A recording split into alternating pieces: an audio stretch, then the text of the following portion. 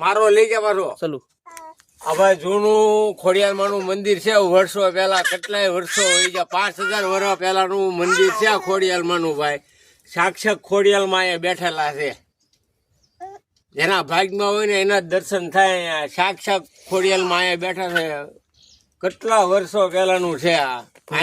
અહીંયા ભોયરું હતું એ ભોયરું ઠેઠ ભાવનગર નીકળતું આ ભોયરું તો અહીંયા ભોયરું છે એ ભાગેલું હતું ભાઈ જેના દર્શન થાય એના થાય ભાગમાં હોય પાછા અહીંયા વાય છે રો વાય અહીં